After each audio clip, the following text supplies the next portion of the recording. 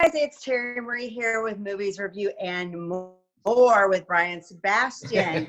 And I'm so excited because we have part 4 with Howard Bloom, and he is a joy to have. We're so excited. How are you doing, Howard, for part 4? Wonderfully. You have pepped me up with energy in part 3. Yes. I try to keep my energy up even with COVID. Well, you know what I love is when we've got an icon like you with so much experience, so much behind the scenes Hollywood information. I mean, I know with all of us being in Hollywood and with everyone watching, probably at some point in your childhood imagining being in Hollywood in some capacity. This is so awesome because we really are getting some great information. Howard, may I start with a question on this one? Yes. Great. So for everyone watching, I'm Katerina Cozias, one of your co-hosts, and of course we've got Mr. Brian Sebastian, who is the host. And as Terry mentioned, we're here with Howard Bloom. Howard, the king of pop. I mean, icons of icons. Right. You have worked with the Michael Jackson. It was the most amazing experience of my career, Katerina. It is the most amazing experience of my life. Look, when I was a kid, nobody wanted me in Buffalo, New York, my hometown, including my parents. And at 10 years old, I opened a book, and the book told me the first 2 rules of science are these: the truth at any price, including the price of your life, and look at things under your nose as if you've never seen them before, and then proceed from there. The first 2 rules of science. And those 2 rules became my religion. When I met Michael Jackson, over the course of getting to know him, I realized I was with the living incarnation of those 2 rules that had been my religion ever since I was 10 years old. For example, the first day, first of all, I told the Jacksons what I told Bette Midler. They were after me for 4 months. Their managers were after me for 4 months. And I kept saying, no, I won't work with them. They're too easy. Again, you can get a talking dog to say Michael Jackson on a telephone to any editor in the country and get a cover. You don't need me for that. Finally, they said, look, the Jacksons are coming into New York City and they want to meet you. Well, I didn't grow up among other human beings, so I only know what I've heard about other humans or observed about other humans' rituals. But one of the rituals I'd heard about was encapsulated in the sentence: if you have to say no to somebody, you owe them the decency of saying no to their face. So I couldn't say no to a meeting with the Jacksons. And I went into Manhattan at midnight on a Saturday. Saturdays and Sundays were my 2 most intense working days of the week, because I went over the campaign of every single one of my clients and saw where it had come, where it had gotten to so far, and where it needed to go next. Those were crucial days.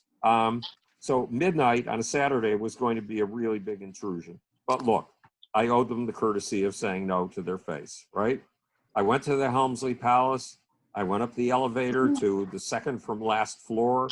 I walked to the room number I'd been given. I was in front of a big white door with gilt trim, gold trim. I knocked on the door.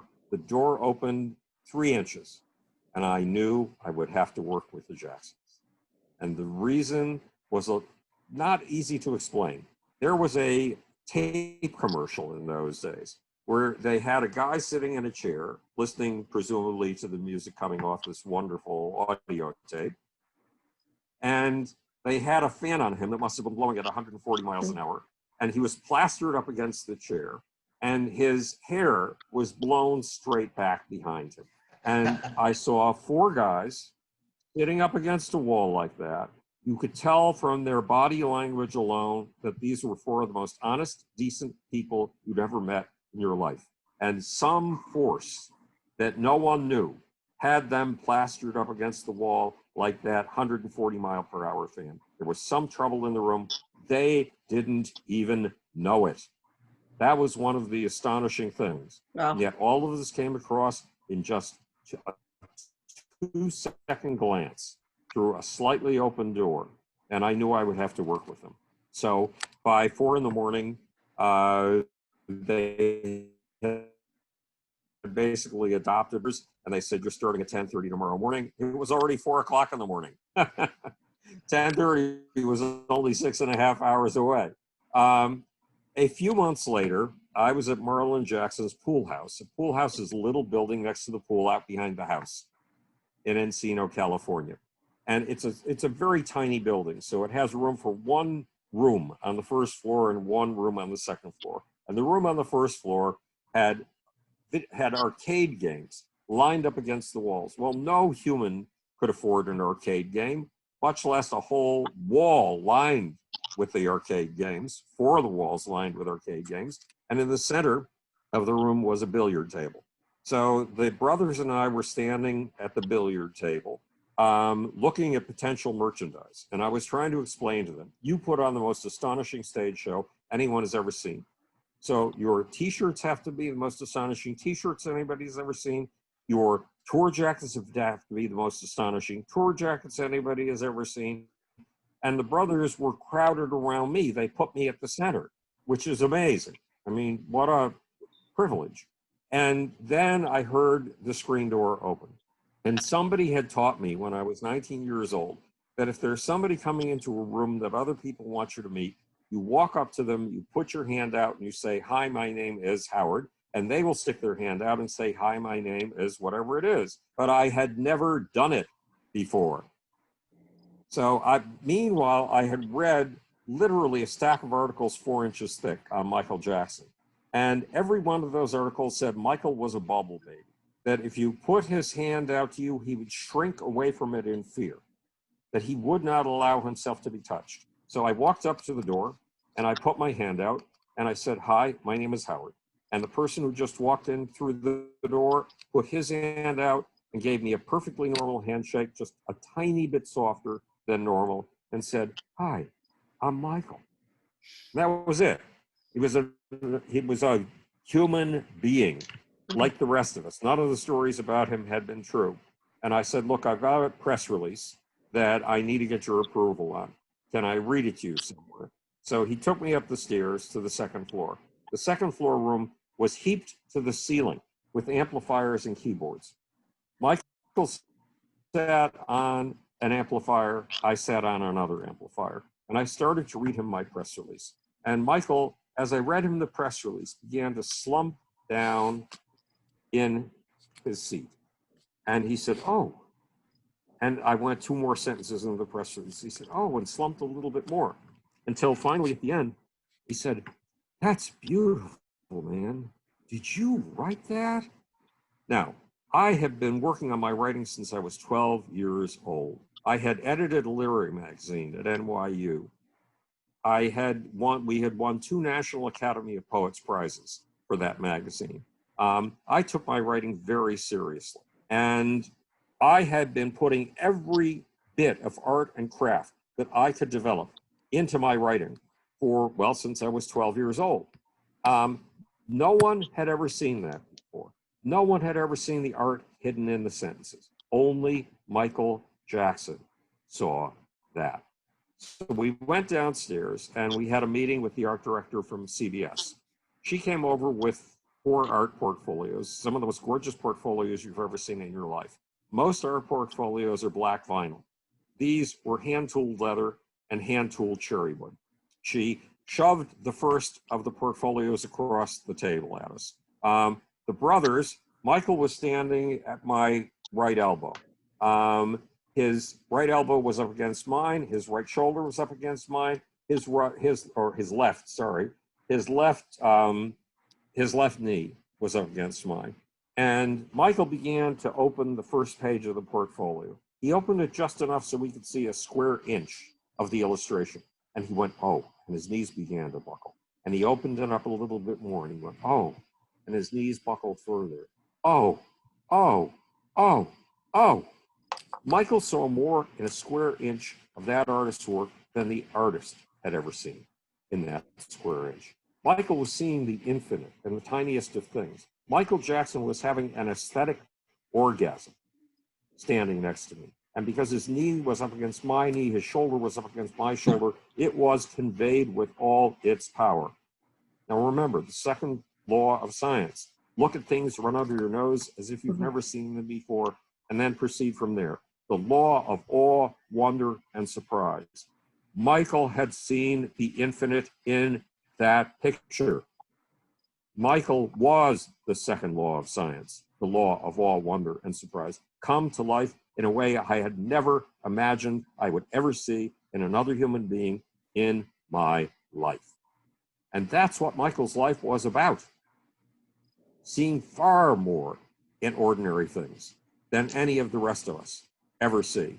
And because he'd been given this astonishing capacity for awe, wonder, and surprise, he felt that was a gift from God to him. And he felt that because God had given it to him, it was his obligation to give it to his kids. And just how real those kids were inside of Michael Jackson became obvious when I was sitting in New York City in my office at Lexington Avenue and 55th Street. And I got a call at 4 p.m. saying, you've got to be out here by 11 o'clock tonight. Michael is canceling his tour. You're the only person he'll listen to. So I grabbed the little red knapsack that I kept behind my desk at all times, a little $19.99 nylon knapsack that had, yes, and told my staff to get me a flight and to get me a car. And I ran downstairs and jumped into the car. When I got to LA, I drove my rental car to the address I'd been given, and it was the strangest address I'd ever seen. It was a studio lot. Now, studio lots have buildings the size of aircraft hangars, buildings that just swallow the light. And there were 5 of these buildings. And I managed to find my way to the right building. And the brothers were rehearsing on a 110-foot stage. To give you an idea of what a 110-foot stage is all about, when ZZ Top decided to take Texas culture to the world and traveled all over the world carrying a buffalo, a longhorn steer, 3 rattlesnakes, 2 turkey vultures. They had a stage in the shape of the state of Texas, tilted at an angle so you could see its shape. That stage, which was humongous, was 75 feet wide. The Jackson stage was 110 feet, 40% larger than ZZ Top's stage. So I waited until they finished their rehearsal, and then we filed into another one of these little dressing trailers, like the one where I spent time with Bet in New York City. And it had 2 banquettes of seats opposite each other on the sides of the trailer, and then one tiny little banquette right next to the entrance. That was the throne. So Michael took the throne, the brothers took the 2 banquettes of seats, and they put me right next to Michael on his left-hand side. And Michael explained something. Now, look, the tour had been getting terrible publicity. It was a batch of terrible publicity that began a snowball of terrible publicity. It was turning into an avalanche that began before I ever got involved. And again, I had been too stupid to see it. So a guy named Dave Marsh. Dave Marsh is a lead sheep in the press. In other words, anything he says, everybody else in the press is going to repeat. And he said, look, we know everybody who's everybody in this business. Nobody that we know has been hired to do the staging, so the stage is going to collapse. Mm-hmm. Nobody we know has been hired to do the sound system on stage, so the performers are going to be electrocuted during the performance. Nobody we know has been hired to do those 5-foot-high lighting trusses, the lighting system, so those lighting trusses are going to collapse on the head of the audience and kill kids. And nobody we know has been hired to do security, so there isn't going to be security, and there are going to be gangs running up and down the aisles with their knives, and your kids are going to get eviscerated if they dare come to this concert. Bad publicity. And I was trying to counter it. For example, one day when Dave Marsh went on Good Morning America, first they had him on, then they had me on, countering his arguments. But I didn't really know why the tour had been susceptible to this negative press until I sat face to face with Michael Jackson in that trailer. And he explained something. He said, you know the quality of awe, wonder, and surprise that I get out of everything. I owe that surprise to my kids. And to achieve that, I signed a year and a half ago the best staging people, the best sound people, the best lighting people, the best security people. And I signed them all to an NDA, a non-disclosure agreement, to absolute secrecy. Why? So I could surprise my kids. And as Michael was talking about what he owed to his kids, I've had 4 visions in my life. Only one of them has actually been visual, and it was this one. As Michael was speaking, I saw his ribs as golden gates. I saw those gates open, and I saw 10,000 kids in his chest. And he owed his life. He owed his awe, wonder, and surprise to those kids. And I could see those kids inside of him. And he explained, my brother Jackie is the best dancer I've ever seen in my life. Now think about that. Michael Jackson is the best student of dance in our lifetime. He studied every dancer from James Brown to Fred Astaire. That's a very special statement when he says somebody is the best dancer he's ever seen. And he said, my brother Jackie has got a bone chip in his knee. Well, I knew that because a month earlier I'd flown out to California, put together a press conference with the doctors who'd done arthroscopic surgery on Jackie's knee. And Michael said, and Jackie was supposed to be better in time for the tour, but he's not better in time for the tour. And if I go out on stage without my brother Jackie, I am not giving my kids the quality of awe, wonder, and surprise that I owe them.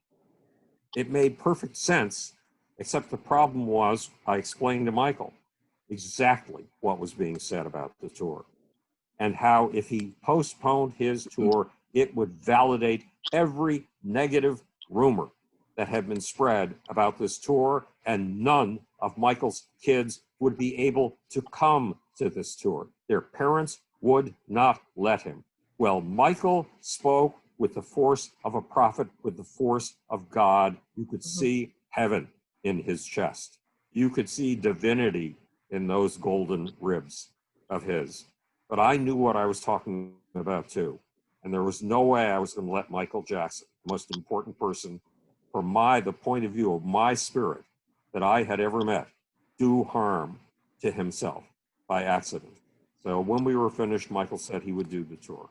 But it was the quality of conviction in Michael, that vivid vision of his kids inside of him, alive at all times, his absolute determination to give those kids that seeing the infinite in the tiniest of things that he had, that made Michael so utterly, beyond belief, special.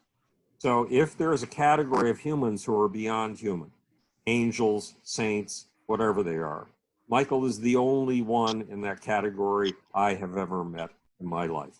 The only one balanced between the divine and the mundane. And there's something else. In 1954, it was said by all the major physiologists that no one would ever be able to run the 4-minute mile, that it was physiologically impossible. And then a guy named Roger Bannister, who was a medical student in England, and one of his good friends, another medical student, analyzed every move he made while he was running, every tiny move that wasted energy, and they streamlined his running. And he ran the impossible. He ran the 4-minute mile. And after Roger Bannister did that, he opened the envelope of possibility for all mankind. Since then, 1,600 runners have broken the 4-minute mile, have done the physiologically impossible. What Roger Bannister did for the 4-minute mile, Michael did for conviction, for absolute honesty, determination, compassion, empathy, and for absolute commitment to his kids. And he did it for awe, wonder, and surprise. And so in this book, I am trying to get across, there's a lot of trash on Michael.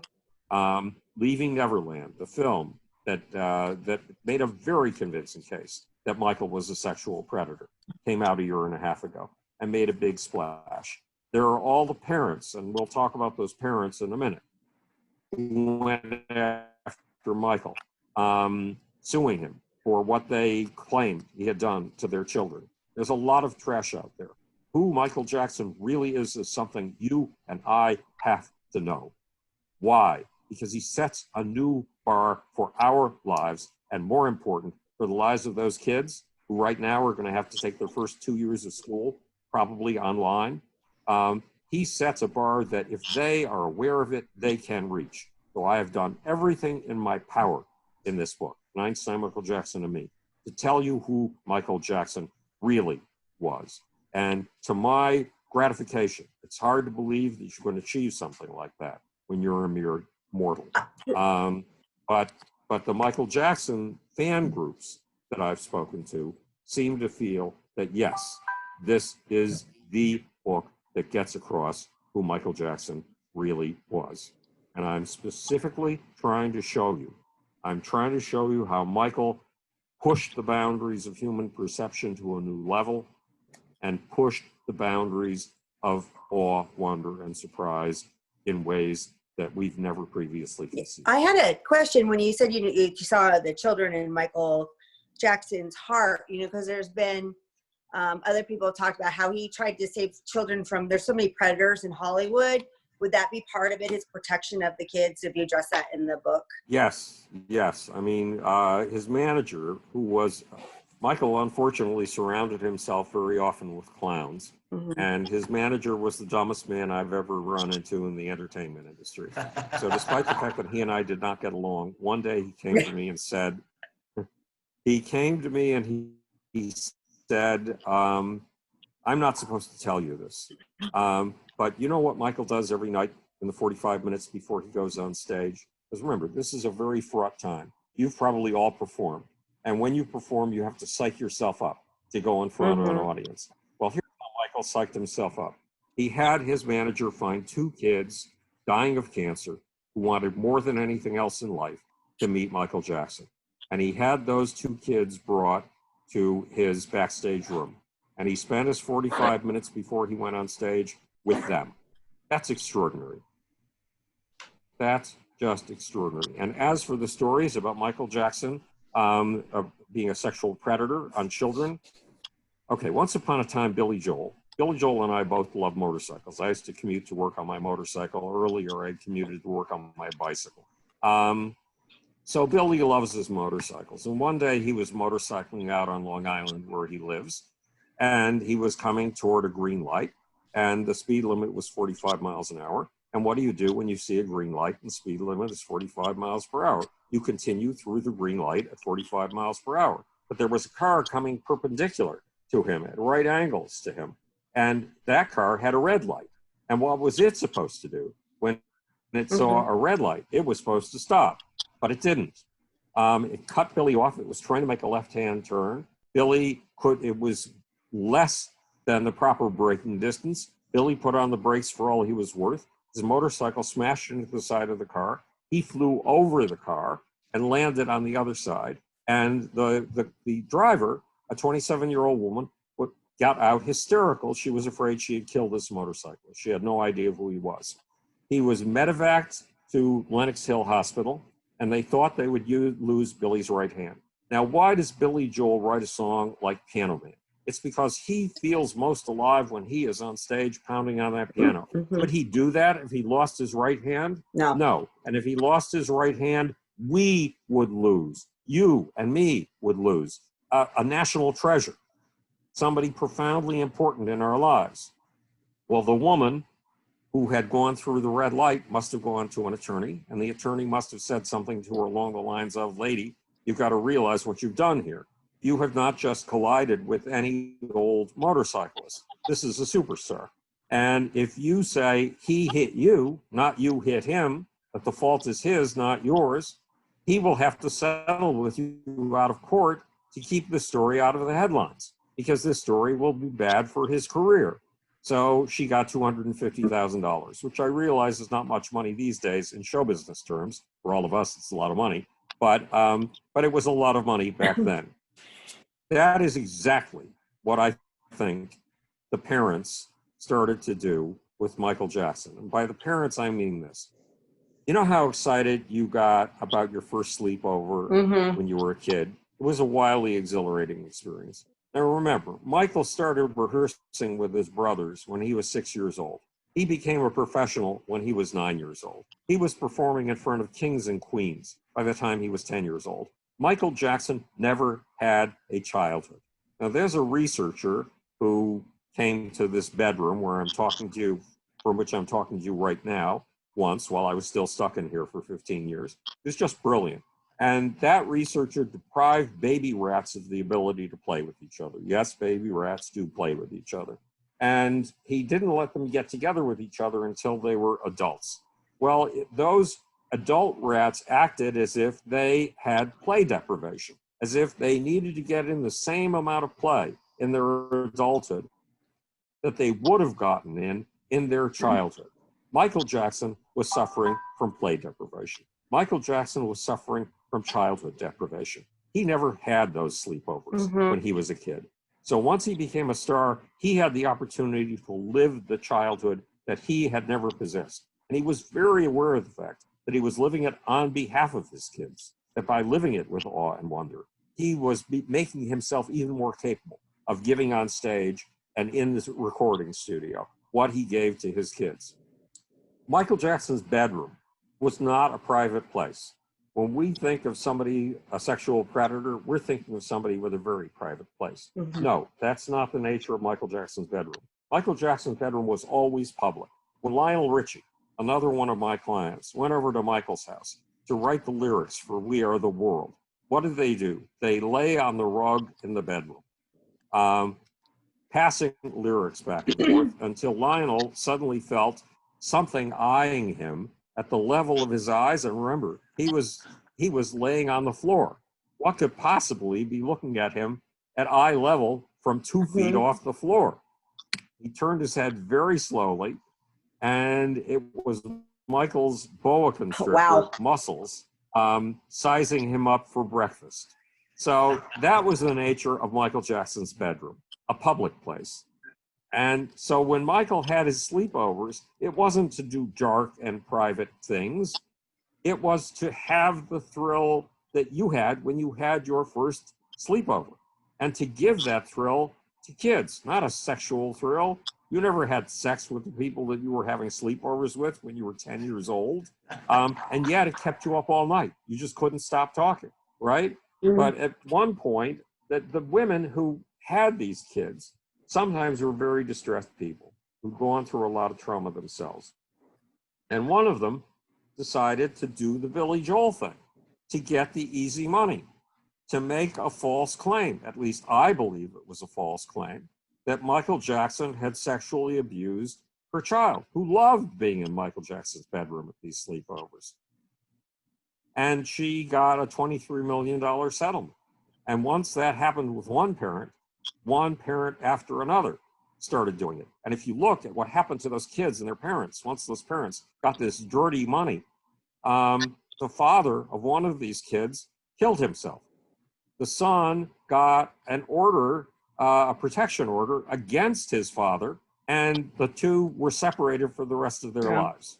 The father had been in debt, and God knows what happened to the mother. But terrible things happened to these people, because a lot of these kids came from families whose parents were in terrible trouble themselves. But because of that terrible trouble, those parents had a great tendency to follow the leader and sue Michael Jackson, because it was an easy way to get out of your financial difficulties. So the real Michael Jackson, it was as if the real Michael Jackson was put here on the face of the earth to be a signpost for all of us to the human potential that we can and must achieve, if not in our generation, in the generation of our kids and of their kids. Because I don't know if it still happens, but kids used to love Michael Jackson. One of my girlfriend's son, who eventually went to Harvard, used to walk around with a Fisher-Price kids cassette player. And in it was only one thing, Michael Jackson. And he played Michael Jackson all the time. And frankly, if the kids of today, the kids of tomorrow, and the kids of 20 years from now continue to do that, and if they know who the real Michael Jackson was, it will set a new standard, a higher bar for commitment to the people you love and for awe, wonder, and surprise. Howard, could you talk about working with KISS? I never got a chance to see them, but I was the only one to do a private interview with Gene and the entire family for Family Jewels. Amazing, amazing. Well, for me, the KISS thing was a kind of anticlimax because they hired me. I had followed them in their early days. I had followed them when nobody was following them because I had seen their flyers going up all over Brooklyn, where I live, when they were doing their own shows at the Empire Ballroom or whatever it was called. They were hiring the hall themselves. They were promoting the dates themselves. They were bringing in the audience themselves. They had no manager. And they were the geniuses that made their career. Gene Simmons, in particular, was the genius who made things happen. Paul Stanley was the musical genius behind the group. And then Bill O'Coin got involved, and he was able to do a brilliant job of following up on a brilliant start. When they hired me, it was because they wanted to take the masks off. They wanted to take the makeup off. They wanted to be appreciated for the quality of their music. And that means that the focus was going to have to shift from Gene Simmons and his incredible, outrageous antics on stage. He loves performing. To Paul Stanley, who's a much quieter individual. And the thing I did better than anybody else in the industry was I found the gods inside of you. I found the passions inside of you that moved you. I found the experiences inside of you that made you who you were. And I helped you stay true to those gods inside of you. But I could not find those inside of Paul. I don't know why. It was probably because I hadn't really refined my technique of secular shamanism yet. And I was interviewing Gene and Paul together, and I should never have done that.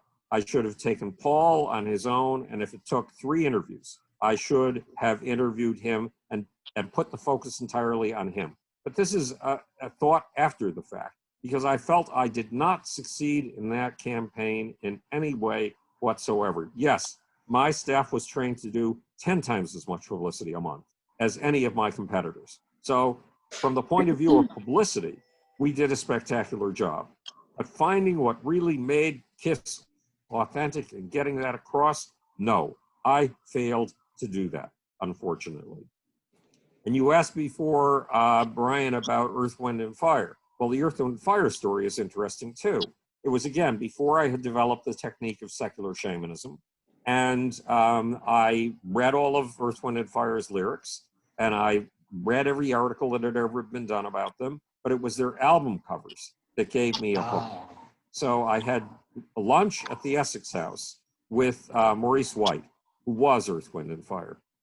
And I said, Maurice, I've looked at your album covers, and I get the feeling that you feel that about 17,000, 12,000 years ago, people from another galaxy came to Earth, and they gave us their knowledge, their technology, and they planted it all in the pyramids. Is that correct?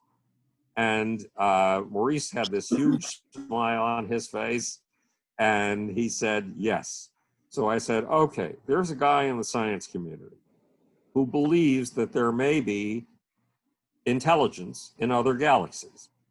And he's gone out on a limb. He is taking a huge chance with his science career to put together an organization that will look for signals from those extraterrestrial intelligences. So, and right now he's trying to get money for this project. So if I put you together with him, would you be willing to do a benefit concert for his project? And Maurice got all excited.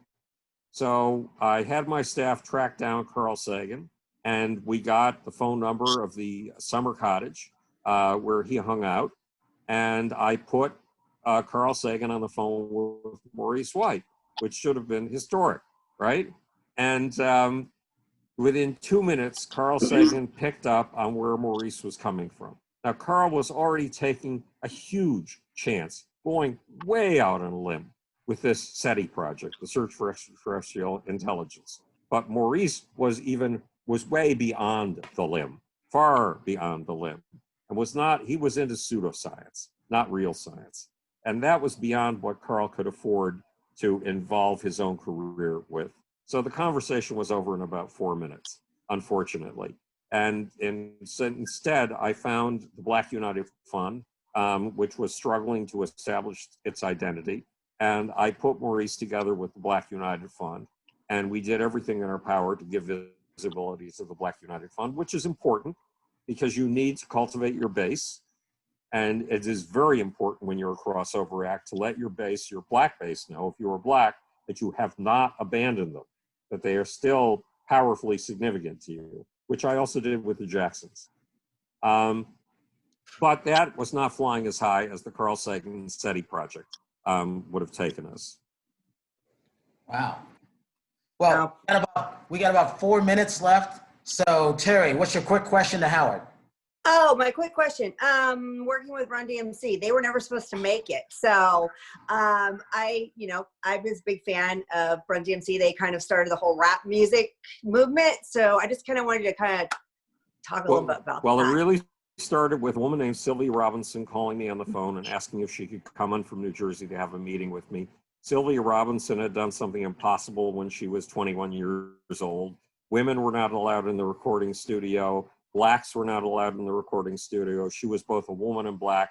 She managed to barge into the recording studio and produced her own single. It was called Love is Strange, and she said it was by Mickey and Sylvia. She was Sylvia.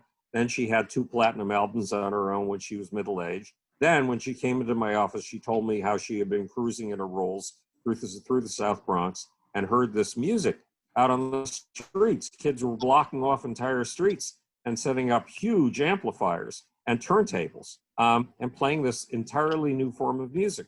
So she went back to her studio in New Jersey. She found a song in the style of the new music. She recorded it. She put it out as the very first single in that new style of music. It was called Rapper's Delight. It was by, she said it was by a group called the Sugar Hill Gang. Sugar Hill was the name of her record company. It was really her and her studio artists, and it went double platinum. And that really was the beginning of rap music. Later, working with Run DMC was a matter of crossing it over to mainstreaming it. And that was a matter of Russell Simmons, because Russell Simmons was the real figure behind Run DMC, Run's brother, Russell. And then he became famous, and then he had a scandal. When we had all the Me Too movements, it turned out that some women claimed he had been a sexual predator too. So Russell Simmons' name has been slightly besmirched. And 2 years ago or 3 years ago, he was rising in the world of politics, and there was nothing that could stop him. Unfortunately, he's been stopped. But that's a brief history of rap. So, Katerina, when Sylvia said, would you be interested in being involved with this? Hey, you give me a subculture that's just finding its voice through a new musical form, and that is finding its identity and needs somebody to make that identity mainstream acceptable. I am with you every step of the way. So with that, I want to thank everybody. This is Howard's book, one of the books, Einstein, Michael Jackson, and Me. Don't forget to watch this documentary, which is now available. Where's it available, Howard, real quick? I haven't looked up to find it. I've got a tiny little URL. I can send it to you. But it is available online, and you can now download it, and God knows what you can do with it, but you can get it. It's a 66-minute documentary. It won the Best Film Prize at the Science Design Film Festival and has been shown at the DACA NYC Film Festival, the Santa Barbara International Film Festival, and it'll be shown in August at the Knot Film Festival in Italy and at the Raw Science Film Festival in LA. Fantastic. And on that note, you can get us with amazing guests like Howard Bloom. Thank you, Howard, for being with us here at Movie Reviews and More. I'm Katerina Cozias. Howard, thank you. Terri Marie, Brian Sebastian, and you at home, we appreciate you, and we appreciate you, Howard. The Have a wonderful night. Thank you so much.